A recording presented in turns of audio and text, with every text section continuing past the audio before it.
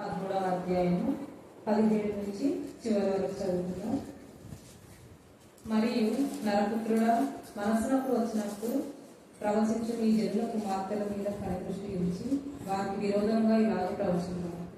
ప్రభువైన యెహోవా సెలవిచ్చినదేమనగా, మనుషులను వేటాడవాలని చేతుల కీళ్ళన్నిటికీ గుడ్డలు కట్టి ఎవరి ఎత్తు చొప్పున వారి తలలకు ముసుగులు చేయు స్త్రీలారా మీకు శ్రమ.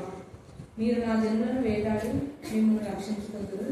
అబద్ధపు మాటలను అంగీకరించు నా జనులతో అబద్ధపు మాటలు చెబుతూ చేరేడు యవలకును రొట్టె ముక్కలకును ఆశపడి మరణమునకు పాత్రులు కాని వారిని చంపుచు బ్రతుకుటకు అపాత్రులైన వారిని బ్రతికించుచు నా జనులలో మీరు నన్ను దూషించరు. కావున ప్రభువైన యెహోవా ఇలాగ సెలవిస్తున్నాడు, నేను దుఃఖపరచని నీతిమంతుని మనస్సును అబద్ధముల చేత మీరు గుర్తింపచేయుదు. దుర్మార్గులు తమ దుష్ప్రవర్తన విడిచి తమ ప్రాణములను రక్షించుకోకుండా మీరు వారిని ధైర్యపరుతురు కనుక మనుషులను వేటాడుటకై మీరు పుట్టు గుడ్డలకు నేను విరోధులై వారిని విడిపించదు. మీ కవ్వుటిలో నుండి వారిని ఊడబెరికి మీరు వేటాడు మనుషులను నేను విడిపించి తప్పించుకున్నానని చెప్పారు. మరియు నేను యెహోవానని మీరు తెలుసుకున్నట్లు మీరు వేసిన ముసుగులను నేను చింపి మీ చేతిలో నుండి నా జనులను విడిపించదను. వేటాడుటకు వారికను మీ వశంలో ఉంటారు. మీరికను వ్యర్థమైన దర్శనంలో కనకయుదురు, సోది చెప్పకయుదురు. నేను యెహోవానని మీరు తెలుసుకున్నట్లు నా జనులను మీ వశం నుండి విడిపించదను. దేవుడు లేఖను దీవించి ఆశీర్వదించిన గాక. ఆమేన్, ఆమేన్, ఆమేన్. మా గొప్ప దేవ, మీ పాదాలకు వందనాలయ, స్తుతులయ, స్తోత్రములైనా.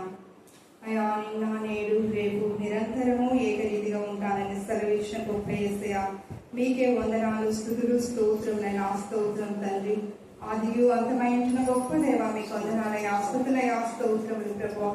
అయా, లోకంలో శ్రమ కలుగునన్నట్టుగా ప్రభువా, లోకంలో కలిగే ప్రతి శ్రమ నుంచి నా ప్రభువా మీరు విడిపించి అయ్యా తండ్రి నడిపిస్తున్న గొప్ప దేవా, మీకు వందనాలు, స్తుతులు, స్తోత్రాలు ప్రభా. స్తోత్రం దేవా.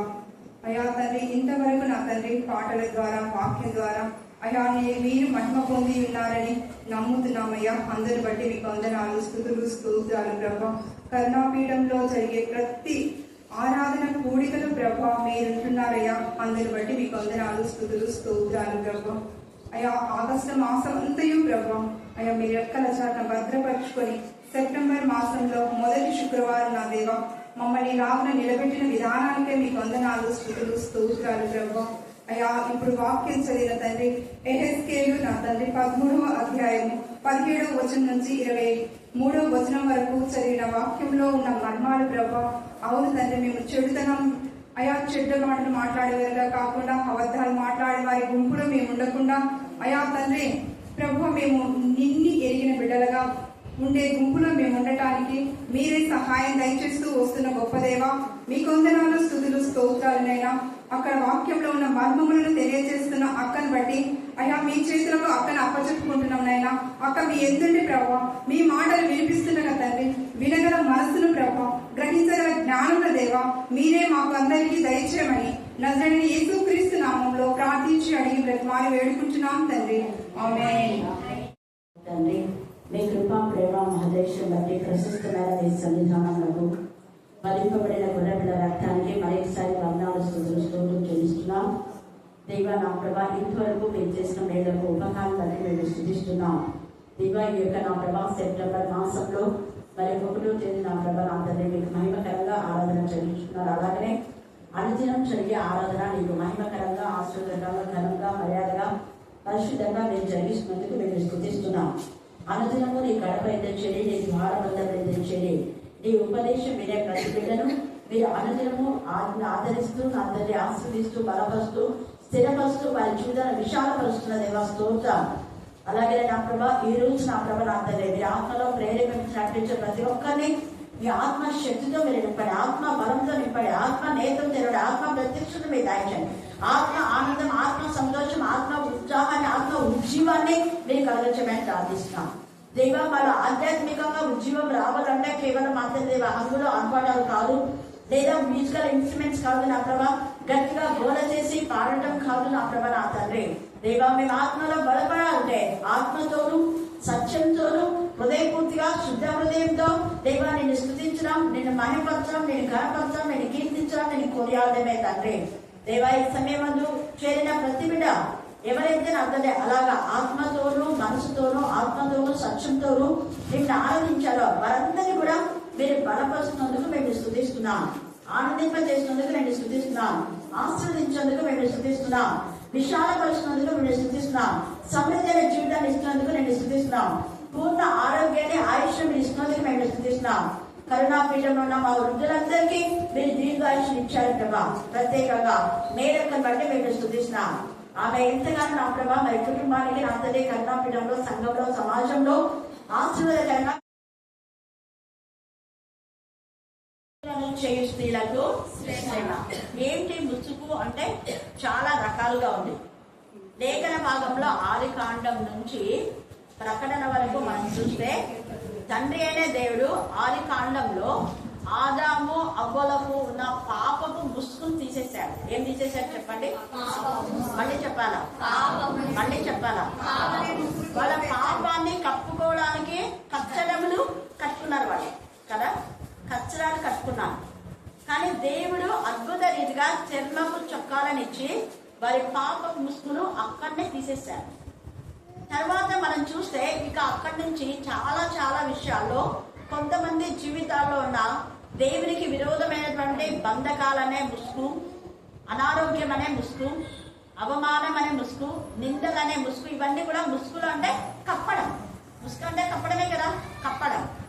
ఇది ఒక విధానంలో దేవుడు ఎవరెవరికైతే దేవుడి యందు భయభక్తి కలిగి ఉన్నారో వాళ్లకు సాతాను వేసేటటువంటి ముసుగులన్నీ తీసేస్తున్నాడు, దేవుడు తీసేస్తున్నాడు. ప్రజెంట్ గా మనం ఇంకా దేవునికి విరోధమైన విధానంలో పాప ముసుగు వేసుకుని ఉంటే వాక్యం ద్వారా మనం తీసేసుకోవాలి. ఒకటి. రెండవది, మనుషులు పాపం చెయ్యకపోయినా కూడా మేమేం పాపం చేయడం లేదే ఊరికే ముసుగేసుకుంటున్నాము అనుకుంటారు. ఈ ముసుగులు ఎప్పుడైతే ఇంతకుముందు అంటే అట్ ద బిగినింగ్ ఇశ్రాయేలీలు ఉన్నప్పుడు తలలకు వాళ్ళు బాగా మాస్కులు వేసుకునేవారు. ఆ ముసుగులు వేసుకొని ముసుగుల్లో దేవునికి విరోధమైన పాప పనులు చేసేవాళ్ళు కూడా ఉన్నారు. మామూలుగా లేఖన భాగంలో మనం చూస్తే యూదా తన భార్య చనిపోయిన తర్వాత గొర్రె బొచ్చును కత్తిరించడానికని వెళ్తూ ఉన్నప్పుడు అక్కడ ఒక ఆమె ముసుగేసుకుంది. ఎవరన్నా వాళ్ళు అలర్టున్నాను. తామారు ముసుగేసుకుంది కాబట్టి అంటే తన కోడలుగా కాకుండా ఉండాలని. అప్పట్లో ముసుగేసుకునే వాళ్ళు ఎవరంటే వ్యభిచారులు. వాళ్ళ ముఖాలు కనపడకుండా ముసుగేసుకునే వాళ్ళు, వాళ్ళ ముఖాలను చూడకుండా వీళ్ళు కూడా వాళ్ళతో పాపం చేయడానికి వెళ్ళిపోయేవాళ్ళు. అలాగే ఎవరో ఒక వేశ్యలే ఆమెనే ముసుగేసుకుందిలే అని అనుకున్నారు పాపం యూదా. తర్వాత తెలిసింది ఆమె వేశ్య కాదు అని. ఎప్పుడైతే తామారు తన యొక్క మరి యథార్థమైన జీవితాన్ని బయట పెట్టి నేను పాపం చేయలేదు కానీ దేవుడి యొక్క లేఖన భాగాలు నెరవేర్చడం కోసమే నేను ముసుగు వేసుకున్నాను. ఆమె ముసుగు వేసుకుంది ఎందుకు అంటే ఆమె పాపం అనే ముసుగు వేసుకోలే. ఆమె లేఖన భాగాలు నెరవేర్చడం కోసమే, మా మామయ్య యొక్క కళ్ళు తెరిపించడం కోసమే, మా మామయ్యకు జ్ఞానోదయం కలుగజేయడం కోసమే నేను ఆ రోజు ముసుగు వేసుకున్నాను. కానీ తర్వాత ముసుగు తీసేసి అందరి ఎదుట ఆ యొక్క యూదా కోడలుగా బయటికి వస్తుంది. ఇక్కడ ఇందాక ఇందిరా చక్కగా చెప్పింది, నీతిమంతుడే అనాలి, నీతిమంతుడే అనీతిమంతుడుగా చేయకూడదు. అక్కడ ఈమె నీతిమంతురాలు ఎవరు? తామారు. కానీ అక్కడ ప్రజలు వాళ్ళ మామయ్య అందరూ ఏమంటారు? ఎవరైతే ఈ పాపం చేశారో ఆమెను రాళ్లతో కొట్టి చంపాలి. ఆ పాపపు స్త్రీని ఆమె ఎవరి ద్వారా గర్భం దాల్చిందో చెప్పండి అని చెప్పి అప్పుడు వెంటనే ఆమె యూదా దగ్గర నుంచి కొన్ని వస్తువులు తీసుకుంది. అవి తీసుకొని వస్తుంది. తీసుకొచ్చేసరికి అంతవరకు ఆమె రాళ్ళు నువ్వు చంపాలి అది అని నీ కోడలు పవిత్రాలు అనుకున్నావా? ఎన్ని మాటలు మాట్లాడినారో కానీ అన్ని ఓర్చుకుంది. మనలాంటి వాళ్ళైతే చస్తారు. కానీ ఆమె నిబ్బరంగా ఉంది. ఎందుకు? తను చేసింది దైవికంగానే చేస్తుంది. దేవుని వాక్యంకు వ్యతిరేకంగా చేశారు వాళ్ళ మామయ్య చేసింది దేవుని దృష్టికి వ్యతిరేకమైపోయింది. ఆమె బాగా వాక్యంలో చదివినటువంటిది. యూదా వంశంలో నుంచి యేసు ప్రభు వస్తారని, యూదా వంశము రాజులకు రాజుగా ఉంటాడని, యూదా గోత్రం సింహం యేసయ్య ఉంటాడని, ఆయన నిరంతరం ఆయనను మనం విడిపించేవాడు అని ఆమెకు అర్థమైపోయింది. కానీ వాళ్ళ మామయ్య యూదా, పేరేమో యూదా. చూడండి, మనం కూడా పేరు తగినట్టుగా ఉన్నాం. ఆమె లేఖన భాగాలు గ్రహించింది కాబట్టి, దేవా నేను చేస్తుంది నా మనసు చంపుకొని చేస్తున్న యేసయ్య, కానీ నీ చిత్తాన్ని నెరవేర్చాను. వాక్యంలో చెప్పారు కదా, మా మామయ్య చేసేది తప్పుడు పని అనేసి ఆమె ఎంత ఇదిగా ఒక ముసలాయనని ఇష్టపడ్డాం. ఎవరైనా యువతలు ఇష్టపడతారా? ఇష్టపడాలి. కానీ ఆమె మనసు చంపుకొని ఆ పని చేసింది దేవుని కోసం, దేవుని కోసం. హల్లెలూయా, హల్లెలూయా. అప్పుడు ముసుగులేని ముఖంతో ఆమె వచ్చి, అప్పుడు యూదా అంటాడు కదా, ఈమె నాకంటే అంటే ఆయన కూడా నీతిమంతుడే పాపం, చాలా మంచివాడు యూదా. ఈ ఒక్క విషయంలోనే తప్పు చేశాడు. అందుకనే ఏమన్నా అంటే నేను కూడా నీతిమంతునే, బట్ నాకంటే నీతిమంతురాలు నాకు కూడా. అది మనం ఒక నీతిమంతుని అనీతిమంతులుగా చేయకూడదు ఎప్పుడు కూడా. సంఘాలలో మంచి వాళ్ళను హత్య చేస్తే దేవుడు వాళ్ళ బ్రతుకులు పాడు చేస్తారు. ఇక్కడ అదే ఉంది. చాలా మంది తమ యొక్క తప్పిదాలను కప్పేస్తుంటారు, పాపం అనే ముసుగు. ఇంకా కొంతమంది తలల పైన ముసుగులు వేసుకొని అక్కడిక్కడ చూస్తుంటారు. ముసుగేసుకోమనే వాక్యంలో ఎక్కడా లేదు. చాలా మందికి తప్పుడు బోధ అని చెప్పినందుకు కొంతమందికి కోపం, బాధ. ఇంకా ఇవన్నీ మాకు తప్పులన్నీ బయటపడుతుంది, ఈమె ఇక్కడ వాక్యం చెప్తే కష్టం అబ్బా అనే విధానంలో కూడా కొంతమంది ఉన్నారు కదా. అలాగా బుధవారం మంగళవారం వద్దులే అంటే, కానీ దేవుడు చూడండి ఎంత గొప్ప దేవుడు. 2 మెసేజ్లు ఆటంకం వస్తే దేవుడు ఇప్పుడు దాదాపు 11 మెసేజ్లు ఇచ్చినాడు. వారంలో 2 మెసేజ్లకు ఆటంకం కలిస్తే దేవుడు ఎన్ని మెసేజ్లు ఇచ్చాడు మనకు? మళ్ళీ చెప్పాలి, గట్టిగా గట్టిగా. నాతో అన్నాడు దేవుడు, నువ్వు తోకగా కాదు తలగా ఉంటావు. ఆదివారం కూడా నువ్వే చెప్పాలి, ఆదివారం 2 పూట్ల నువ్వే చెప్పాలి, శుక్రవారం 2 పూట్ల నువ్వే చెప్పాలి. నేనే ఎందుకు ఎప్పుడే అని కొంతమందికి యూత్ మీటింగ్ కొన్ని రోజులు నేనే చెప్పా. మళ్ళీ ఇప్పుడు యూత్ రివైవల్ కావాలని మన యూత్ అందరూ చెప్తున్నాం. దేవుడికి ఇష్టం. స్త్రీలలో కూడా స్త్రీలు చాలా మంది చెప్పని వాళ్ళంతా చెప్తున్నారు. తర్వాత ఎక్కడైతే అవమానపరిచి చెయ్యని నేరానికి మరి వాళ్ళని బాధ పెట్టినారో అలాగా వసంత మని ఇక్కడ దేవుడు తల ఎత్తినాడు. హల్లెలూయా, హల్లెలూయా. వాడు ఎన్నిసార్లు కన్నీరు కాల్చారు. కన్నీరు అనే ముసుగుని దేవుడు తీసేశారు.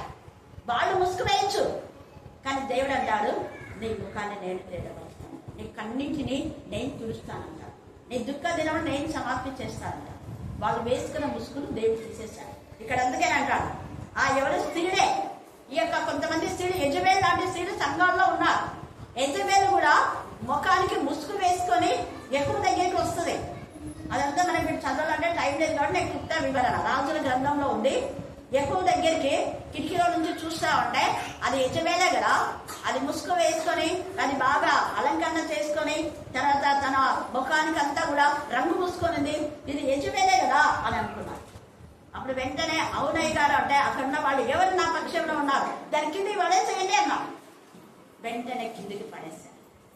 తర్వాత యెరోబాము భార్య ముసుగు వేసుకొని దేవుడి యొక్క చిత్తం ఏంటో, నా కొడుకు బతుకుతాడో లేదో అడగాలని చెప్పి పోతుంది ప్రవక్త దగ్గరికి.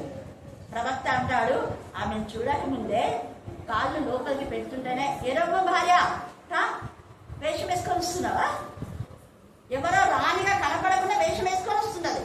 ఎవరో మామూలుగా సామాన్య మానవురాలాగా ముసుకేసుకొని కళ్ళకంతా గంతలు కట్టుకొని కళ్ళ అంతా ముఖం, మన వాళ్ళు కూడా చాలా మంది ముసుగులు వేసుకొని వాళ్ళ లవర్స్తో పోతుంటారు కదా స్కూటర్ మీద. చీర విప్పేసేది, నైట్ వేసుకునేది, లేకపోతే డ్రెస్ వేసుకునేది. చూడండి, చీరల్లో కనుకుంటారు అని డ్రెస్ వేసుకొని వెళ్తారు. డ్రెస్సులో ఉండే వాళ్ళు చీరలు కట్టుకొని వెళ్తుంటారు, దానికి మాస్క్ వేసుకుంటారు. ఇప్పుడు మాస్కులు ఎక్కువ వచ్చి పాపం ఎక్కువైపోయింది. అందుకని దేవుడు అంటున్నాడు, మాస్కులు మీరు తయారు చేస్తున్నారా? మాస్కులు తయారు చేసే స్త్రీలకు శ్రమ. చాలా మంది ముసుగులు అయిపోయింది. మన వాళ్ళు కూడా ప్రాంతంలో ముసుగు అంటారు, ఇక్కడ ముసుగు వేసుకుని ఉంటారు. ఇక్కడ ఏమో పిండి పెట్టుకుంటారు, అంత టైం ఉంటుంది అన్నమాట. ఇక్కడ పిండి పెట్టుకుంటారు, కానీ ఇక్కడ ఇంతే అది ముసుగు. ఒకవేళ వేసుకుంటే మంచిగా ఇలాగ వేసుకున్నా కూడా అదొక రకం వేసుకోరు. ఇక్కడ ఉంటుంది ఇవన్నీ ఉంటాను, అదేం ముసుగుతుంది. ఇంకా ఇలా ముసుగు వేసుకొని ఆ పక్క ఈ పక్క చూసుకుంటుంటారు, నిద్రపోతుంటారు, పక్కన వాళ్ళు ఎత్తుంటారు. ఎందుకంటే నిద్రవేది కనపడదు. ఈ ముసుగులు కాదు, ఇలాంటి ముసుగులన్నీ దేవుడు తీసివేస్తానంట. అందుకే స్త్రీకి ముసుగు ఏది అంటే వెంట్రుకలే. మొదటి కొరింథీ 11వ అధ్యాయం 15వ వచనం చదవండి. స్త్రీకి అలంకరణ వెంట్రుకలే. స్త్రీకి తల వెంట్రుకలు పైట చెంగు అంటే ముసుగు. అది పైట చెంగుగా ఇయ్యబడను కనుక ఆమె తల వెంట్రుకలు పెంచుకొనుట ఘనం. తేటగా ఉంది ఇక్కడ. మనలో తప్పుడు బోధన చేసేవాళ్ళు మరి ఎంతో మంది టీవీలలో వాళ్ళు ఎందుకు వేసుకోరు అంటే వాళ్ళకి ఈ వాక్యం తెలుసు కాబట్టే. దేవుడు ముసుగు తీసేశాడని వాళ్ళకి తెలుసు కాబట్టే. ముసుగు చేసే స్త్రీలకు శ్రమ అన్నాడు కాబట్టే. ముసుగులో పాపాలు చేసే వాళ్ళకు శ్రమ. ముసుగులు చేసి ముసుగులో పాపాలు చేసే వాళ్ళకి శ్రమ. వాళ్ళకి తెలుసు కాబట్టే వాళ్ళు ముసుగేసుకోరు. ఈ విషయం తెలియక కొంతమంది సేవకులు కూడా ఈ వాక్యం చెప్పి వాళ్ళు ముసుగేసుకుంటే వాక్యం చెప్తున్నారు అని వాక్యం తెలియకుండా పెద్ద ప్రగల్భాలు కలుగుతున్నారు. నీకు ఇష్టమైతే వేసుకో, తప్పేం లేదు. నీకు ఇష్టం లేకపోతే తీసేయి. అదే కానీ కంపల్సరిగా వేసుకోవాలని ఇక్కడ వాక్యంలో లేదు. అసలు ముసుగు అంటే స్త్రీకి ఘనమే వెంట్రుకలు. అప్పట్లో చాలా మందికి పొడుగాటి వెంట్రుకలు ఉండేవి. ఆ పొడుగాటి వెంట్రుకలను జడలేసుకోకుండా ఇరవోసుకొని వాళ్ళు వచ్చి కూర్చుంటే గాలికి ముందున్న వాళ్ళ నోట్లోకి పోతాయా లేదా, దయ్యాలాగా ఇరవోసుకొని. అందుకు పౌలు ఏమన్నా అంటే, అమ్మ మీరు జడలేసుకోండి అని. జడలు అంటే 1 లేదా 2. కానీ మనల్ని ఏం చేస్తారు, ఇక్కడ నుంచి జడ, ఇక్కడ నుంచి 10-20 జడలు వేసుకుంటున్నారు. దానికే టైం అయిపోతుంది. ప్రార్థన అయిపోయినప్పుడు వచ్చి ప్రార్థన వెళ్ళాక అమ్మ కూడా ఇస్తాం. ఇప్పుడు వెళ్ళినామమ్మా సగం వాక్యం అయిపోయినాం. అద్దం దగ్గరనే జడలు వేసుకునే టైం లేదు. ఎన్ని జడలు, ఎన్ని రింగులు, ఏమేమో గుమ్మి. ఇంకా ఇక్కడ ఈ నుంచి ఇట్లా స్టైల్ ఇక్కడ ఉంచుంటుంది. ఏమో పెద్దలు ఏమో లోపల తెలియదు, ఇంతవరకు ఉంచుతుంది. ఈ అసహ్యకరమైన వీటన్నిటిని దేవుడు ఏం చేస్తున్నాడంటే తీసివేస్తానని చెప్తున్నాడు. ఈ సమయం అంతా మనం జ్ఞాపకం చేసుకోవాలి. తర్వాత ఏషియా 22:8. ఇప్పుడు ముసుక అంటే స్త్రీకి తల వెంట్రుకలే. అక్కడంతా కత్తరించడం గురించే రాయబడింది. అంత క్షౌరం గురించే రాయబడింది, వేరే లేదు. అదే పైట చెంగు అన్నాడు, వెంట్రుకలే పైట చెంగు. ఇప్పుడు యెషయా 22:8 దగ్గరికి వచ్చి చదవండి. అప్పుడు యూదా నుండి ముసుగు తీసివేశాను. చూసారా, యూదా నుండి లేదా యూదా చేసే యూదా కూడా ముసుగేసుకొని పోయినాడు పాపం. దాన్ని కనపడకూడదు ఎవరు అనుకున్నారు. ముసుగు తీసేశాడు. యూదా నుండి ముసుగు తీసివేసేదని అంటాడు. ఇక్కడ వేసుకోమని చెప్పలేదు. ఇంకా చాలా ఉన్నాయి వీటి గురించి. మనకి ఇప్పుడు అంత టైం లేదు కాబట్టి ఈ సమయం అందు మనం యథార్థంగా ఉండడమే మంచిది. కానీ మాస్క్ వేసుకొని రకరకాల పాపాలు చేయడం దేవుడికి ఇష్టం లేదు. అందుకే వాటిని చేసే స్త్రీలకు కూడా శ్రమ. అంటే చెప్పే స్త్రీలకు కూడా శ్రమ. యాక్షన్ చేసి చెప్తున్నారు, మీకు ముసుగు ఎందుకు ఉండేది, ఈ బయట అంతా ఇట్లా విడుచుకోవడానికి అని యాక్షన్ చేసి ఇట్లా చూసి ఇట్లా వేసుకోండి అని చెప్తుంటారు కొంతమంది. తప్పుడు బోధన చేసేవాళ్ళు వద్దు. మనం తప్పుడు బోధనలో ఉండద్దు, రైట్ వేలో ఉండాలి. వాక్యం తలచి చదివితే దేవుడు మీతో మాట్లాడతాడు. ముసుగులు చేయు స్త్రీలకు శ్రమ అంటే చాలా మంది ముసుగులో పాపం చేయడానికి చేస్తున్నారు. ఇప్పుడు ఇంకా ఎక్కువైపోయినాయి కదా, చాలా మంది ముసుగులు వేయడమే ఎక్కువైపోయింది. తర్వాత ఒకవేళ ఏదో కరోనా టైంలో ఉంది అంటే మాస్క్ అది వేరే, ముగ్గు పెట్టుకోవచ్చు, నో ప్రాబ్లం. కానీ కళ్ళు అన్ని కనపడకుండా ముసుగేసుకొని పాపం జీవితంలో ఉంటాయి. దేవుడు మెచ్చాడు. తర్వాత చూడండి, ఆమోసు 6:1.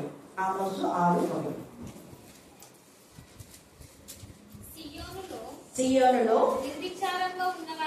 నిర్విచారంగా ఈ ముసుగేసుకున్న వాళ్ళకి ఏమైనా భయం ఉంటుందా చెప్పండి? ఉంటుందా భయం? ముసుగేసుకొని పోయే వాళ్ళకు ఏమో నన్ను చూడండి అనుకుంటుంటాం. ముసుగు అదే పొరపాటున ముసుగుపోయిందనుకో అప్పుడు ఏమవుతుంది? భయం అవుతుంది. అందుకే సియోనులో నిర్విచారంగా, ఏమాత్రం నిర్విచారంగా అంటే దేవుడు ఏమైనా చేసుకో, నాకేం, నా పని నేను చేస్తా అని చెప్పే వాళ్ళకు శ్రమ. ఏంటనే మాట్లాడుతున్నాడు. సియోనులో నిర్విచారంగా ఉన్న వాళ్ళకి శ్రమ. తర్వాత నహూము 3వ అధ్యాయము 1వ వచనం. నహూము, నరహత్య చేసిన పట్టణమా నీకు శ్రమ. నరహత్య, నువ్వు కత్తితో పొడిచి చంపని అవసరం లేదు. ఒకరిని బాధ పెట్టారంటే అదే నరహత్య. పెద్ద ఆమె మెరిసిన వెంట్రుకలు సొగసైన కిరీటం. పెద్దవాళ్ళని గౌరవించాలి. అక్క 2 సార్లు సంఘంలో గుండె పగిలేలా ఏడ్చినప్పుడు వాళ్లకు ఏమాత్రం కూడా కనికరం అనేది లేకపోయింది. అబద్ధపు మాటలు. అందుకని చూడండి, ఇక్కడ అందరూ యాజకులు, పెద్దలు, అధికారులు మొత్తం అబద్ధం మాట్లాడి ఎంత ధైర్యంగా చెప్తున్నారు. అక్కడ నీతిమంతుని బాధ పెట్టకూడదు. మరి 20 సంవత్సరాలుగా బైబిల్స్ అక్కడ క్షమించండి, అదే స్త్రీల కూటంలో కానివ్వండి లేదా సండే స్కూల్లో అంత చేసిన వాళ్ళు ఎలా మర్చిపోతారు? 2 ఏళ్ల నుంచి వీరాలు ఉంటున్నారు. మొన్న దేవుడి యొక్క మాట నాకు చాలా సంతోషం అయింది. ఏమా ఈ మధ్య రెగ్యులర్ రావట్లేదు అంటే, లేకపోతే వస్తాను. వాళ్ళంతా 2 సంవత్సరాలు 3 సంవత్సరాలు ఉండేటోళ్ళు. అంటే వాళ్ళంతానే ఇంక్లూడింగ్ సంఘ పెద్దలు, ట్రెజరర్ కానీ ఇంకెవరైనా కానీ నిజంగా ఎందుకు వాళ్ళ కొంత ఇదానికి ఎన్ని సంఘాల్లో గొడవలు. గిబ్సన్ చర్చి కోసం ప్రే చేయమని మన పాస్టమ్మ వాళ్ళ అక్క వాళ్ళ చెల్లెలు 2 వచ్చారు. గిబ్సన్ చర్చి పాస్టమ్ వాళ్ళు ఎన్నేళ్ళుగా ఉన్నారు. వాళ్ళు కూడా సేవకులే. ఏమి ఇక్కడికి రావాల్సిన అవసరం లేదు, అక్కడనే కాల్ చేసుకోవచ్చు కదా. ఎందుకు వచ్చారు? కృతజ్ఞత. ఒకప్పుడు మేము కలిసి చేసాము. అక్కతో కలిసి చేస్తే ప్రతి ప్రార్థనకు జవాబు ఉంది. ఆత్మీయంగా అక్క అందరితో చెప్పింది కదా, అందరు ప్రేయర్ రిక్వెస్ట్ రాయండి. నేను చెప్పినాను, నాకు అన్నా నేను ఒక్కదాన్ని చేయనమ్మా, మా ఫెలోషిప్ అంతా చేస్తాను. భారంతో బాధ్యతతో వాళ్ళ సహవాసం చేస్తుంది అని వచ్చాను. 2 hours ఇక్కడ ఉన్నాను. నేను కర్నూలుకు వెళ్ళాను, లక్ష్మీపురంకు అక్కడ రిట్రీట్కి వెళ్ళాను. నేను 2 hours వాళ్ళు ఎంత ఓపిక. మీరు ఉంటారా ఎప్పుడైనా? ఇదే ఊరైనా కూడా 2 గంటలు వెయిట్ చేస్తారా మీరు? నేను అందుకే కన్నపీఠం ఎప్పుడు ఓపెన్ చేసుకోదా. నేను లేకపోయినా మీరు వచ్చి ప్రార్థన చేసుకున్నాను. మన వాళ్ళు 5 నిమిషాలు కూడా వెయిట్ చేయరు. గట్టిగా ప్రార్థన చేయాలని చెప్పి అరుస్తారు. నేను ఇంకా ధ్యానంలో ఉన్నాను అనుకోండి, వెళ్ళిపోతాను. మళ్ళీ ఏమంటారు పైగా, అక్క మేము కూడా ప్రార్థన చేయలే. చూడండి, 2 గంటలు వాళ్ళు వచ్చే వరకు వెయిట్ చేస్తాం. కలిసి మనందరితో కలిసి పెళ్లి చేసుకొని హ్యాపీగా అయిపోయాం. హల్లెలూయా. ప్రాబ్లం సాల్వ్ అయ్యింది. సేమ్ అక్కడ కూడా అంతే. సంఘస్థులకు పాస్టర్లు గొడవ. కొన్ని సంఘాల్లో మంచి పాస్టర్స్ ఉంటే వాళ్ళకి నచ్చదు. వాళ్ళ తప్పులు బయట పెడితే వాళ్ళకి నచ్చదు. వాళ్ళ తప్పులు సమర్థించే వాళ్ళకు వాళ్ళకి నచ్చుతుంది. ఇక్కడ తేటగా మాట్లాడుతున్నాడు చూడండి ఎంత చక్కగా. 19వ వచనం చదవండి. అబద్ధపు మాటలు అంగీకరించు నా జనులతో అబద్ధపు మాటలు చెప్పుచు చేరి ఎవలకు రొట్టె ముక్కలకు ఆశపడి మరణములకు పాత్రలు కాని వారిని చంపుచు మరణములకు పాత్రలు కాని వారిని మానసికంగా చంపేస్తున్నారు. తర్వాత మరణములకు పాత్రలైన వారు ఏం చేస్తున్నారంట? బాగా బ్రతికిస్తున్నారు. మరణములకు పాత్రలైన వారు ఎవరు అంటే అక్రమ సంబంధాలు, దొంగతనము, తర్వాత దోచుకునే వాళ్ళు, సంఘం డబ్బు ఎంతెంతో దోచుకున్నా తెలుసు. వాళ్ళతోనే ఫ్రెండ్షిప్, వాళ్ళతోనే సహవాసం, వాళ్ళతోనే హౌస్ ఫిక్సింగ్. ఎంత నీచం చూడండి. నేను అందుకే కొంతమంది ఇలాగొస్తే బయట పెడతాను, లోపలి కూడా రాగేవారు. ఎందుకు అంటే 2వ యోహానులో అలాంటి వారితో శుభమని కూడా చెప్పకూడదు. తప్పుడు బోధ చేసే వాళ్ళతో శుభమని కూడా చెప్పకూడదు. అబద్ధపు బోధలో అబద్ధం మాట్లాడే వాళ్ళతో మనం శుభమని చెప్పకూడదు, సహవాసం చేయకూడదు, అసలు అలౌ చేయకూడదు. ఈ మాట నేను కాదు చెప్పింది, కీర్తనాకారుడు 101వ కీర్తన మీరు చదువుకుంటే అక్కడ అర్థమవుతుంది. మోసం వచ్చే వాళ్ళు నా ఇంట ఉండగా, అబద్ధం ఆడేవాళ్ళు నా ఇంట నిలవకూడదు అంటారు. దావీదు అభిషిక్తులైన వాడు. ఏసై కూడా అంతే.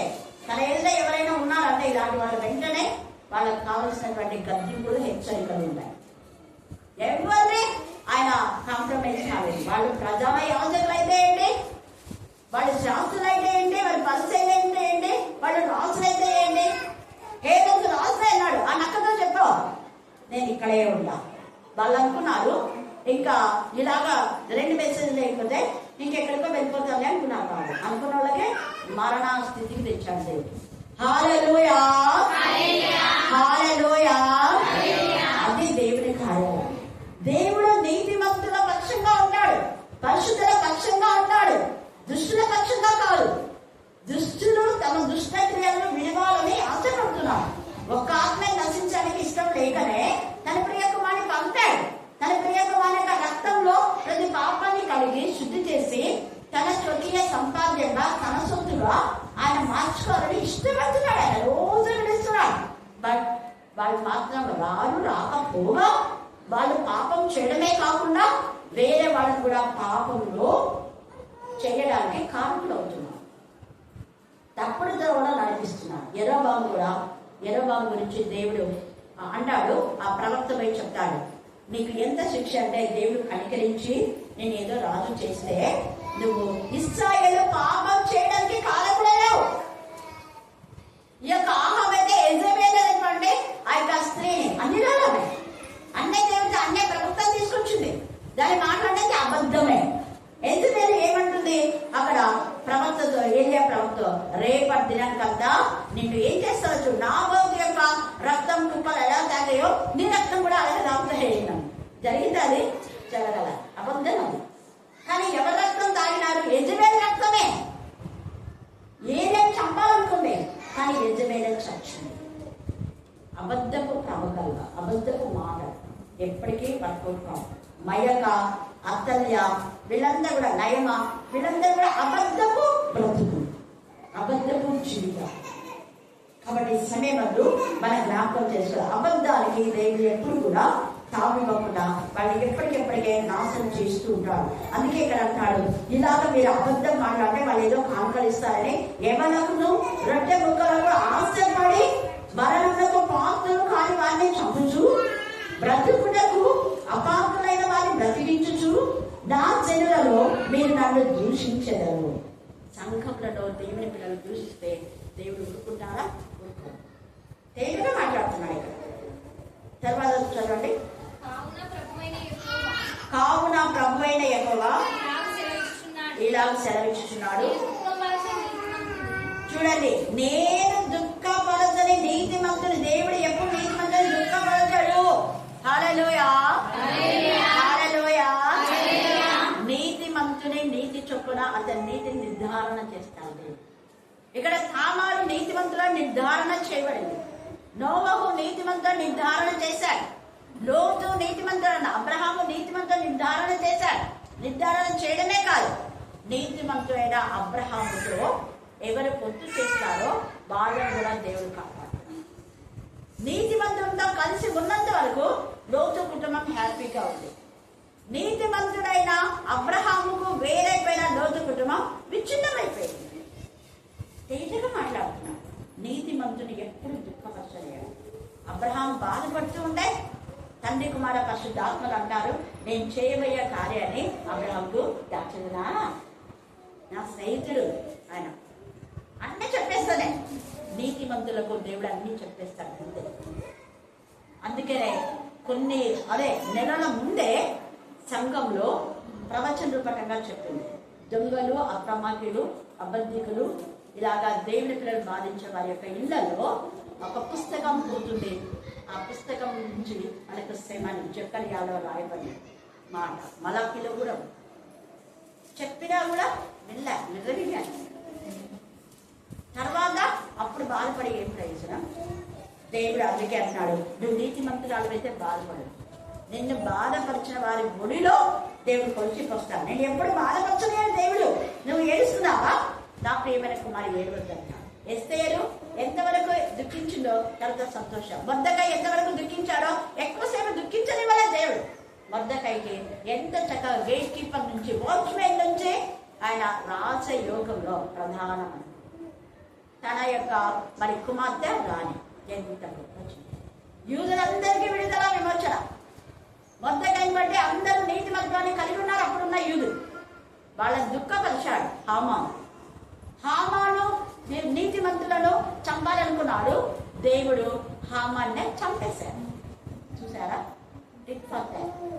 హల్లెలూయా, హల్లెలూయా, హల్లెలూయా.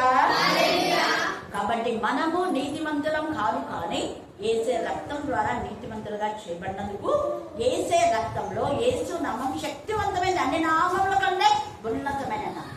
ఆయన నామంలో స్వస్థత, ఆయన నామంలో సమృద్ధి, ఆయన నామంలో బలం, ఆయన నామంలో ఆనందం, ఆయన నామంలో ఐశ్వర్యం, ఆయన నామంలో ఎవ్రీథింగ్. కానీ ఫస్ట్ ప్రయారిటీ నువ్వు వాక్యానికి ఇవ్వాలి. మళ్ళీ ఆయన నామం కంటే వాక్యం ఇచ్చించాలి. 138 ఎప్పుడు మర్చిపోయి ఆయన నామమున ప్రార్థన చేయాలి. ఇది సేమ్ వే. కొట్టి ప్రార్థన కాదు. చాలా మంది ప్రార్థన చేస్తారు, వాక్యం చదవాలి, వాక్యం చదివితే ప్రార్థన చేయాలి. ఫెలోషిప్ విత్ గాడ్, దేవునితో సహవాసం కలిగి ఉండాలి. దేవునితో ఎప్పుడైతే మనం అనుసంధానమై ఉంటామో అనేక విషయాలు దేవుడు నీతోనే నేరుగా చుట్టుగా మాట్లాడతాడు. నువ్వు వాక్యం చదువుతుంటే మాట్లాడతాడు, వాక్యం వింటుంటే మాట్లాడతాడు, వాక్యం చెప్తుంటే మాట్లాడతాడు, ధ్యానం చేస్తుంటే నీతో మాట్లాడతాడు. నాతో మాట్లాడాలి. కరుణాపీఠం బాగా ఇదైపోతుంది కదా, సోమవారం కానివ్వండి, కొన్ని రోజులలో ఎక్కువ టికెట్కి కూర్చుంటాను, ఒకరికో ఎక్కి చెప్పడానికి ఉంటుంది. అక్కడ మేము కూర్చుందంటే వాళ్ళకి సాటిస్ఫాక్షన్ ఉంటుంది. ప్రభా విశాలపరచవా అన్నా, నేను విశాలపరుస్తాను నాకు. హల్లెలూయా, హల్లెలూయా. ఎందుకంటే గతంలో అన్నీ అలాగే జరిగాయి. ఆ 2 రూములు పట్టనప్పుడు దేవుడు అంత పెద్ద హాల్ ఇచ్చాడు. మళ్ళీ ప్రార్థన చేసినప్పుడు పైన దీనికంటే పెద్ద హాల్ ఉంది కదా, పైన పెద్ద 2 పెద్ద హాళ్ళు, మళ్ళీ 2 రూమ్స్ అక్కడంతా కూర్చునేవారు. దాని తర్వాత దేవుడు మళ్ళా ఇది ఇచ్చాడు. హల్లెలూయా, హల్లెలూయా. మన గదులలో నేను ఎందుకు ఇది చెప్తున్నాను అంటే, నీ హృదయంలో 4 గదులు ఉన్నాయి. 4 గదులను వాక్యంతో నింపేసే. మన ఇల్లు దేవునికి మందిరంగా మార్చబడాలి. మన ఇల్లే దేవునికి మందిరం, ఆలయంగా ఉండాలి. మల్లికక్క వాళ్ళ ఇంట్లో ఒక పోర్షన్ అంతా ప్రేయర్ హాల్, అంటే తన ప్రార్థన గదిగా ఉంచుకుంది. అదే మందిరంగా. ఆమె ఎక్కువ మందిరాలకు వెళ్ళదు. ప్రతి ఫంక్షన్కు నన్ను తప్ప ఇంకెవరిని ఆహ్వానించున్నాను. నేను చెప్తానమ్మా చర్చికి వేరమ్మా అంటే ఎప్పుడోసారి వెళ్తుంటాను. కానీ నాకు చర్చికి పోతే వాళ్ళ వేషధారణ అవన్నీ చూసి నాకు అసలు నచ్చదట. అన్ని రాళ్ళు చూడండి, ప్రభుని నమ్ముకుంది, మంచిగా వాక్యం బాగా తెలుసు. అందుకే సంఘానికి పోతే కొంతమంది ప్రవర్తన చూసి పోబుద్ది కావటం లేకుండా, మరి మనం చూసినప్పుడు మనలో క్రీస్తుని చూడగలుగుతారు. మనం చూసినప్పుడు అనేక మంది మనం ప్రార్థన చేయండి అని చెప్పాలి. ఒక్కరి కోసం ఒకటి ప్రార్థన చేసుకోవాలి. ఇంకా కొంతమంది తప్పుడు కదా, వాళ్ళ దగ్గర వీళ్ళ దగ్గరికి ఎందుకు పోతావు, ఏమి ప్రార్థన రాదా అంటే ఏసైకి ప్రార్థన రాదా, వచ్చా రాదా, ఏసైకు గట్టి చెప్పాలా, వచ్చా. మరి ఎందుకు ముగ్గురు మీద తెలుసుకున్నా రాకనా సహవాసం అంటే ఏసైకి ఇష్టం కాబట్టి 2 లేక 3 ఎక్కడ ఉంటారో అక్కడ ఎవరు ఉంటారన్నా ఏసై. చూసారా, 2 అన్నాడు అంటే ఒకవేళ నువ్వు ఒంటరిదానివై నీతో ఎవ్వరు సహకరించలేదు అనుకో, ఫెలోషిప్ అంటే నీకు చాలా ఇష్టం, కానీ ఎవ్వరూ నీతో ఏకీభవించకపోతే యేసయ్య తండ్రి కుమార పరిశుద్ధాత్మ నీతో ఉంటారు. అందుకే 2 లేక 3 నువ్వున్నావు, తండ్రి కుమార పరిశుద్ధాత్మ 4 కలిసి ప్రార్థన చేసుకున్నావు. షద్రక్ మేషక్ అబేద్నెగో 4 రాజ్యంలో తలకిందులు చేశారు, శాసనాలు మార్చేశారు. ఎస్తేరు మొర్దెకై శాసనం రాత్రిగా మార్చేశాడు. అందుకే కథ మొత్తం మార్చేది మన దేవుడే. హల్లెలూయా, హల్లెలూయా. డాక్టర్ ఆశ్చర్య రాసిందని ఆ పాట ఆత్మీయంగా. కాబట్టి సమయంలో మనం జ్ఞాపకం చేసుకోవాలి. దేవుడి యొక్క ఉదాహరణలో మనం ఎప్పుడు సత్య స్వరూపిగా ఆత్మను అనుసరించి సర్వ సత్యంలోనికి మనం నడిపించినప్పుడు నీతి మంతుని మనసును దేవుడు నొప్పి లేకుండా కాపాడుకుంటాడు. తర్వాత చదవండి 20 ఇంకా ఉంది. నేను దుఃఖపరచ నీతి మంతుని మనసును అబద్ధముల చేత మీరు దుఃఖింప చేయుదురు. దుర్మార్గులు తమ దుష్ప్రవర్తన విడిచి తమ ప్రాణం రక్షించుకోకుండా వీరిని ధైర్యం, ఇది అండర్లైన్ చేసుకోండి. ప్రజెంట్ గా ఇప్పుడు జరుగుతుంది. ప్రజెంట్ గా సంఘంలో ఎవరు ఎక్కువ వాక్యం చెప్తుందో మీకు తెలుసు కదా. ఎవరు వాక్యం చదువుతున్నారు చెప్పండి. ఎలాంటి నీతిమంతురాలా వీళ్ళకే చెప్తున్నారు. అవును నువ్వు ఒకసారి చదివావు, ఇంకో వాళ్ళకి ఇవ్వండి చెప్పొచ్చు కదా, ఇవ్వరు. వీళ్ళే పాడాలి, వీళ్ళే వాక్యం చదివారు. కారణం వాళ్ళు మళ్ళీ దాన్ని తగ్గేసి పంపిస్తారు ఇక్కడ నుంచి. అందుకని యథార్థంగా ఉండే పిల్లలు ఎంతమంది ఉన్నారు. ప్రతి ఒక్కరికి అవకాశం ఇవ్వచ్చు కదా. నువ్వు ఈరోజు చదివినావు, రేపు నువ్వు చదువు చెప్పాలి. నువ్వు ఈరోజు ప్లాన్ చేసినావు, రేపు నువ్వు ప్లాన్ చేయమ్మా. నువ్వు ఈరోజు పాడినావు, రేపు నువ్వు పాడమ్మా. నువ్వు ఈరోజు వాక్యం చెప్పావు, రేపు ఇంకొకరు చెప్పండి. మొత్తం సంఘం అంతా పార్టిసిపేట్ చేశారు. సంఘం అంతా ఐక్యత. ఎక్కడుంది ఐక్యత? ఇక్కడ చేయడమేమా వేషధారణ ప్రార్థన. ఐక్యత ఎక్కడుంది? ఐక్యత చెప్పిన వారికే ప్రార్థన, చేసిన వారే చేయడం, చదివిన వారే చదవడం, చెప్పిన వారే వాక్యం. కారణం వాళ్ళ దుర్మార్గత వాళ్ళు విడవరు. అలాంటి వాళ్ళకే దుర్మార్గులు తమ దుష్ప్రవర్తన విడిచి తమ ప్రాణం రక్షించుకోకుండా మీరు వారిని ఏం చేస్తున్నారట? ధైర్యపరతులు. చూసారా? ధైర్యపరతులు. ఎందుకు ధైర్యపరుస్తున్నావు? నువ్వు సంఘానికి వస్తే నువ్వు చేసే తప్పని వాళ్ళని ఏం చేయాలి? వెలివేయాలి. వాక్యంలో ఉంది. వాళ్ళని గద్దించినప్పుడు వాళ్ళతో సహవాసం చేయకుండా మీరు ఉంటే వారికి సిగ్గు వచ్చి వాళ్ళు మారు మనసు పొందుతారు అనే వాక్యంలో ఉంది. ఉందా లేదా? హల్లెలూయా. దుష్ట సాంగత్యం మంచి నడవని పాడు చేయను. ఇదిగో నువ్వు ఆత్మీయంగా ఉన్నావు అమ్మా, నాయన నువ్వు ఆత్మీయంగా ఉన్నావు, వాళ్ళతో సహవాసం చేయదు చెప్పాలి. పెద్దలైన వాళ్ళు, సంఘ కాపళ్ళు, సంఘంలో ఉండేటటువంటి మరి విశ్వాసం మనం చెప్తున్నామా? ఎవరి పాటికి రాలేదు, ఇష్టం వచ్చినట్టు ఏదైనా జరగాలి, మనకేదిలే అనుకున్నట్టున్నాం. నీ ఇంటిని గురించిన ఆసక్తి నీకు లేదా? యేసయ్య తన ఇంటిని గురించి ఆసక్తి ఉంది కాబట్టి నా మందిరాన్ని వ్యాపార గృహంగా మార్చుతున్నారన్నాడు. యోహాను సువార్త 2వ అధ్యాయం. ఇంకా మధ్య మార్పులు కూడా దొంగల బాగా చేశారన్న. వ్యాపారం అంటే అక్కడ వేలం వేసి అమ్మి ఆ డబ్బులు ఎంత అమ్మాలి. దేవుని కోసం ఇచ్చిన దాన్ని వ్యాపారంగా దాన్ని మరి వేలం వేయడం ఎంత ధైర్యం. దేవుని వేలం వేసినట్టు కాదా? దేవునికి ఇచ్చిన దాన్ని వేలం వేస్తారా? దేవుని కోసం ఇచ్చిన దాన్ని నువ్వు పాడి తీసుకోగలవా? ఇవన్నీ చాలా సంఘాల్లో చేసేటటువంటి అవివేక పని. ముసుగులు, ఆ ముసుగులు కూడా దేవుడు చేస్తారు. ఎప్పుడు ముసుగులు అంటే చర్చ అంతా అయిపోయిన తర్వాత బయట వేస్తున్నారు, అప్పుడు లోపలనే వేస్తుండ్రి. అరిచిన తర్వాత అన్ని రోజుల నుంచి బాగా గట్టిగా గద్దించినప్పుడు ఇప్పుడు అందరు పోయినాక వేస్తున్నారు. అందరు పోయినాక దేవుడిని చూడాలా? చూస్తున్నాం. ఒక్కరోజు జడ్జిమెంట్ ముందు దేవుడు అడుగుతాడు. ఎఫెసీలకు రాసిన పత్రిక 2వ అధ్యాయం 5 నుంచి 7 దాకా చదవాలి. ఎఫెసీ 2:5-7. సువార్త సత్యము మీ మధ్య నిలిచినట్లు మేము వారికి ఒక్క గడి అయినను కూడా వాళ్ళకు లోబడకపోతున్నారు. ఎవరికి? దుష్టులకు, ఎవరికి? దుర్మార్గులకు. వాళ్ళు చెప్పినట్టే మేము చెయ్యను. అదే కాదు, దుర్మార్గులకు వీళ్ళు చేసేటువంటి ప్రవర్తన ముందు సరిదిద్దుకొని వచ్చి బైబిల్ చదువు అని చెప్పాలి. ప్రవర్తన సరిదిద్దుకొని వచ్చి పాడవాడు, ప్రవర్తన సరిదిద్దుకొని వచ్చి వాక్యం చెప్పు. ఒక్క గడియ కూడా చదువా. ఎన్నికైన వారుగా ఎంచబడిన వారి యొద్ద మేమేమీ నేర్చుకోలేదు. తేడా చెప్తున్నారు. ఎన్నిక అయిన వాళ్ళు ఎవరు అంటే అక్కడ అపోస్తుల్లో ఆత్మతో నింపబడిన వారు. 6వ అధ్యాయంలో ఆత్మతో సత్యంతో నింపబడిన వాళ్ళు మీరు ఎన్నిక చేసుకో. మీ ఇష్టానుసారమైన ఎన్నికైన వారు చెప్తే మేము వినాం. వారెంతటి వారైనా నాకు లక్ష్యం లేదు. అది దేవుడు నరుని వేషం చూడడు. ఆ ఎన్నికైన వారు నాకేమీ ఉపదేశింపలేదు. అయితే సున్నతి పొందిన వారికి బోధించుటకై సువార్త పేతురుకి ఎలాగో అప్పగింపబడెనో అలాగూ సున్నతి పొందని వారికి బోధించుటకై నాకు అప్పగింపబడినది. ఎవరి వేరే వాళ్ళు ఉండాలి, అంతేగాని అంతా నాకు తెలుసని నువ్వు బిల్లంపించేదో చెప్పాడక తేటగా పరిశుద్ధాత్మ దేవుడు మాట్లాడతాడు. వాళ్ళు ఏమంటారు? అక్క చెప్తుండే ఏంటి చేయాలి మీరు వాళ్ళు చెప్తారు. మేము ఎవరు అనుకున్నాం? మేము మమ్మల్ని ఎన్నుకున్నారు, మేజర్లు ఎన్నుకున్నారంట. మేజర్లు ఎన్నుకుంటే ఎవరు ఎన్నుకుంటారు? దేవుడు ఎన్నుకున్నాడా నిన్న? మరి నేను 100% చెప్తే అతను దేవుడు ఎన్నుకున్నాడు కాబట్టి ఇలాటంగా జరిగింది.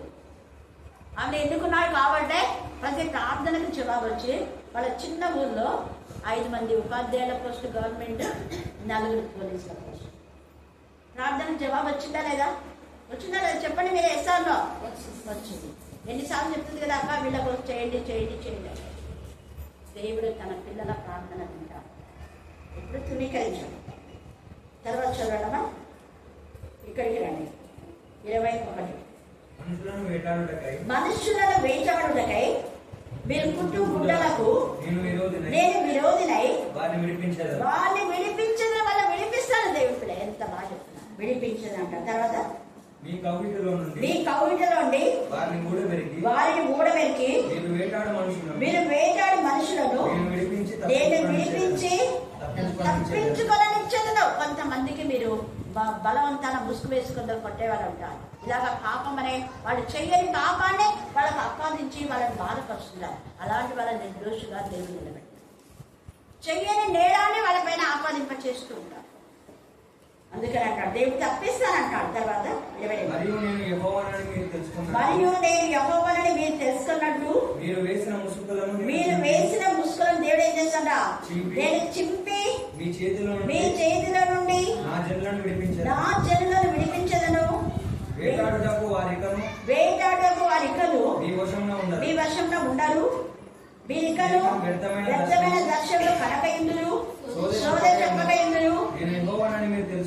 నేనే యెహోవానని మీరు తెలుసుకున్నట్లు నా జనులను మీ వశంలో ఏం చేస్తాడు దేవుడు? విడిపిస్తాను. తేటగా దేవుడు విడిపిస్తాడు. దేవుడు కొన్ని వాటికి దేవుడు వస్త్రాలకు, ముసుకంటే ఒక వస్త్రం, కొన్ని వస్త్రాలకు దేవుడు శక్తి ఇస్తాడు. మనం చూస్తే ఏలియా పైకి కనుక్కోబడుతున్నప్పుడు ఎలీషా అంటాడు, తండ్రి నా రక్తంలో రైతులు లేవే కదా అని చెప్పినప్పుడు నీ ఆత్మలో నాకు పాలు కావాలి అంటాడు. అది నా వశంలో లేదు అంటాడు. దేవుని చిత్తము అంటాడు. అప్పుడు పైనుంచి దుప్పటి పడేస్తాడు. ఆ దుప్పటిలో ఏం లేదు, కానీ ఆ దుప్పటి అక్కడ ఏలియా పడేసినాడు కాబట్టి, అభిషిక్తుడు పడేసినాడు కాబట్టి ఆ దుప్పట్లో పవర్ వచ్చేసింది. 200 ఆత్మలు పొందుకున్నాడు ఎలీషా. మీరు 2వ రాజులు 1, 2, 3, 4 అధ్యాయం చదివితే తేటగా మళ్ళా ఆ దుప్పటితోనే యోర్దాను దాటి అవతల వెళ్ళిపోతారు. హల్లెలూయా, హల్లెలూయా, హల్లెలూయా. అలాగనే ఆ దుప్పటి మహిమని కాదు, ఆ దుప్పటి అభిషిక్తునితో ఉంది కాబట్టి అది. తర్వాత మనం చూస్తే అపోస్తుల కాలం 19వ అధ్యాయంలో కూడా అపోస్తులైన పౌలు చేతికి తగినటువంటి గుడ్డల్లో మరి అక్కడ అద్భుతం ఎందుకుంది అంటే ఆ గుడ్డలు కాదు, దేవుని యొక్క శక్తి ప్రభావం అక్కడ బయలువెళ్ళింది. 11, 12 వచ్చిన అపోస్తుల కాలం మరియు దేవుడు పౌలు చేత అక్కడ దేవుడు అనేది అండర్లైన్ చేసుకోండి. ఇక్కడ దేవుడు చేస్తున్నాడు. అక్కడ ఆ గుడ్డల్లో, చేతి గుడ్డల్లో మహిమ లేదు, దేవుడు కార్యం చేస్తున్నాడు.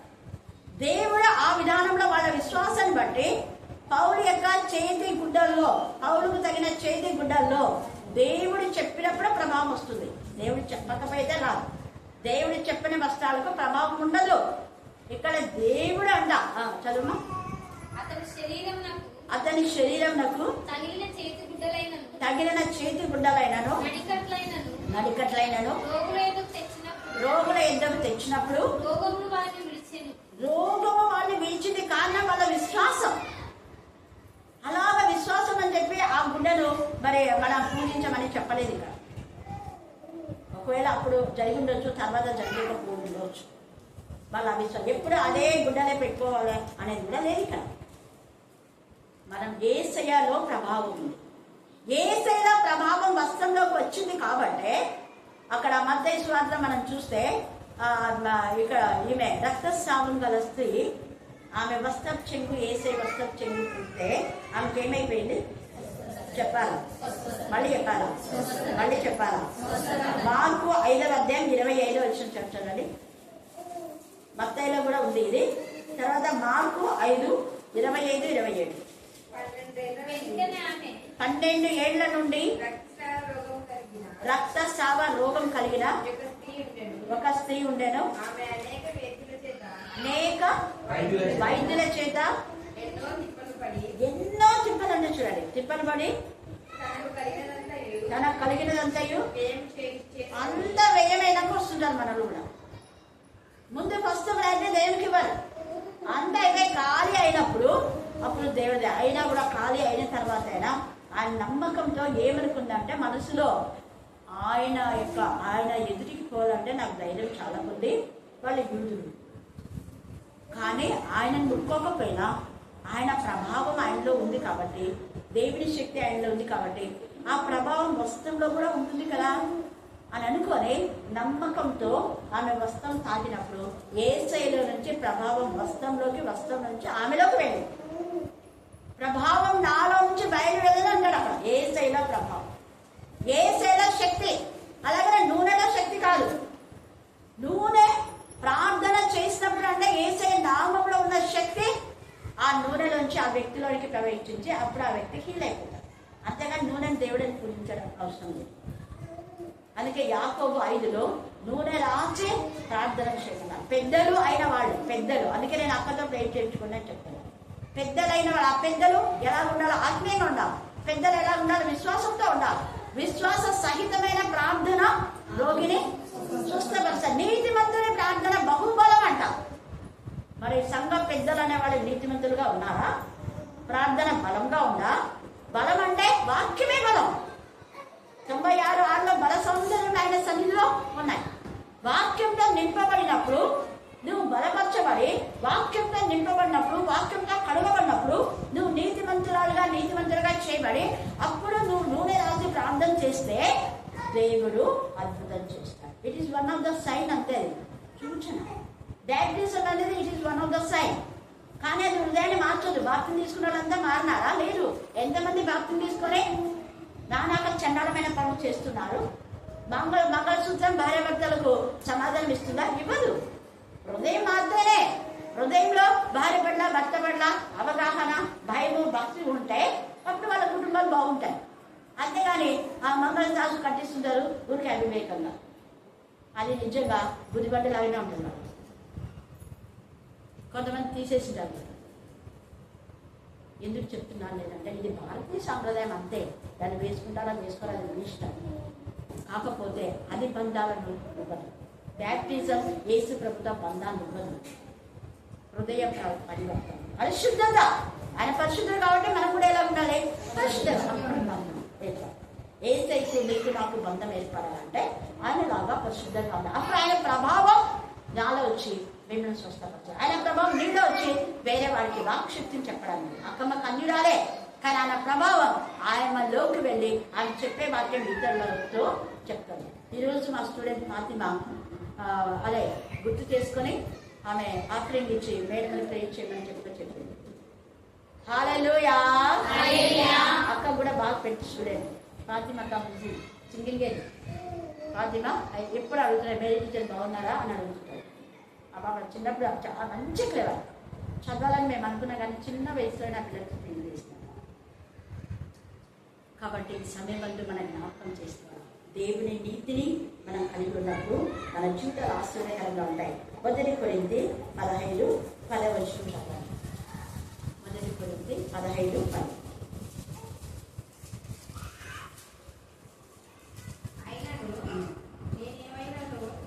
అది దేవుని ద్వారానే అయినను మరియు నాకు అనుగ్రహింపబడిన ఆయన కృప నిష్ఫలమే కాలేదు అని వారందరికంటే నేను ఎక్కువగా ప్రయాసపడినది నేను కాను, నాకు తోడైన దేవుడు. అది ప్రయాసపడిన నేను కాదు, నాకు తోడైన దేవుడే. ప్రార్థన చేసింది నేను కాదు, విజ్ఞాపన చేయ ఆత్మ మన పక్షంగా రాత్రి మగలు విజ్ఞాపన బోధ చేసింది నేను కాదు, ఉపకారపు ఆత్మ, కరుణించే ఆత్మ, బోధించే ఆత్మ మనకు తోడై మన పక్షంగా దేవుడు మాట్లాడతాడు. హల్లెలూయా. కాబట్టి మనం కేవలము బట్టి పాత్రలమే, బట్టి పాత్రలే మనల్ని దేవుడు నింపుతున్నాడు, అంతే. అది నింపిన తర్వాత అక్కడ నీళ్లు మాత్రమే నింపబడినాయి, అవి నీళ్ళలాగానే ఉన్నాయి. కానీ వాళ్ళ విశ్వాసంతో శిష్యులు యేసయ్య మాటకు లోబడి విశ్వాసంలో తీసుకుని వెళ్తుంటేనే వాటిలో మార్పు వచ్చింది. అలాగనే యేసయ్య మాటకు లోబడి విధేయత కలిగి మనం ఎప్పుడైతే వాక్యం చెప్తామో అప్పుడు వాక్యం వాక్శక్తిగా దేవుడు మారుస్తాం. మనం వాక్శక్తిగా చేయాలి. దేవుడే వాక్యం వాక్శక్తిగా చేసి అనేక హృదయాలు మార్చబడ్డానికి దేవుడు కృప చూపిస్తాడు. దేవుడు ఈ లేఖన భాగాన్ని జీవించి ఆశీర్వదించుగాక. ఆమేన్, ఆమేన్, ఆమేన్. ఇంకా మిగతాది రాత్రి వేళ మనం ధ్యానం చేసుకుందాం. ఈ సమయం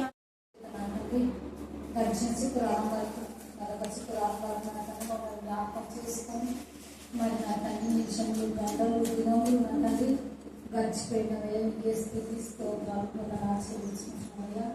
మరి ఏమి ఇచ్చిన మేము నిజంగా తీసుకునే వాళ్ళం కాదు నా తండ్రి. మరి అనుదినం అనుచ్చిన మీరు జ్ఞాపకం చేసుకుంటున్నాను తండ్రి.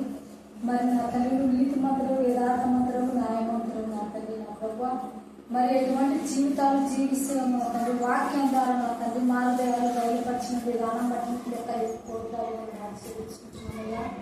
మరి నీ వేరు చేసుకొని నీ లోకంలో ఏం జీవించలేదు తండ్రి. అనుదినం అనుచ్ఛనం నా తండ్రి మరి నీకు లోబడే జీవితం నా తండ్రి మాకందరికీ దయచేయలేనా. మరి నా తండ్రి ఆత్మీయ తండ్రి నా ప్రభు మరి మా ప్రాంతం లేదు నా తండ్రి. పట్టే జాలగా తయారు చేసినట్టు నా తండ్రి, మనుషులను తండ్రి పట్టే జాలగా తయారు చేసిన తండ్రి, మరి ఆత్మీయ తల్లికి నా తండ్రి ఇంకా మరైన రోజులు తెరపరిచిన తండ్రి, ఎంతో భారం కలిగిన తండ్రి, బాధ్యత కలిగిన తండ్రి, నీ ఎందు విశ్వాసం కలిగి, నీ ఎందు నమ్మకం కలిగిన తండ్రి, ప్రతి ఒక్క ఆత్మల కొరకు నా తండ్రి ప్రార్థిస్తున్నదే స్తోత్రాలు ఆశీర్వదించుకుంటున్నామయ్యా. మరి ఈ రీతిగా నడిస్తే ఈ రీతిగా జీవిస్తారని నా తండ్రి, నా ప్రభు వాక్యం ద్వారా తేటగా నా తండ్రి బయలుపరిచినవి నా విధానం బట్టి నీకు లెక్కలేని కోట్లాలు మనం ఆశీర్వదించుకుంటున్నామయ్యా. మరి అమ్మ చేసే పరిచయంగా దీవించండి, ఆశీర్వదించండి, విస్తరించండి దేవానికి స్తోత్రములు. మరి అప్పుడు నా తండ్రి నా ప్రభు చిన్న ఆల్లో ఉన్నప్పుడు నా తండ్రి, మరి పైన ఆలో ఉన్నప్పటికీ నా తండ్రి, మరి కింద విస్తారమైన నా తండ్రి నా ప్రభా, మరి కర్ణాటక మందిరము నా తండ్రి నువ్వు అభివృద్ధిపరిచిన విధానం బట్టి నీకు ఎక్కడైనా కోట్లాడమని ఆశీర్వదించుకుంటున్నామయ్యా. మరి నా తండ్రి మా ఇందే నా తండ్రి నా ప్రభు విశ్వాసం కలిగి నమ్మకం కలిగి నా తండ్రి మేము జీవించే కృప దయచేయాలయ్యా. మరి మేము ఎవరినైతే బాధ పెట్టిండమో నా తండ్రి, ఎవరైనా విశ్వసించమో, ఎవరైనా అపర్థిష్టమో, ఎవరైనా నేరాపను మోపినామో నా తండ్రి, మేము మా హృదయాలు సరి చేసుకున్న తండ్రి పిల్లపట్ల నా తండ్రి నా ప్రపంచం ఆపద కోరుకుని జ్ఞానము దయచేయన పశ్చాత్తాపాలకు సహాయము దయచేయండి దేవానికి స్తోత్రాలు మనం ఆశీర్వదించుకుంటున్నామయ్యా. మరి నీతి మంతులకు నా తండ్రి నా ప్రభు నీ రాజ్యంలో ఉన్నదని చెల్లించిన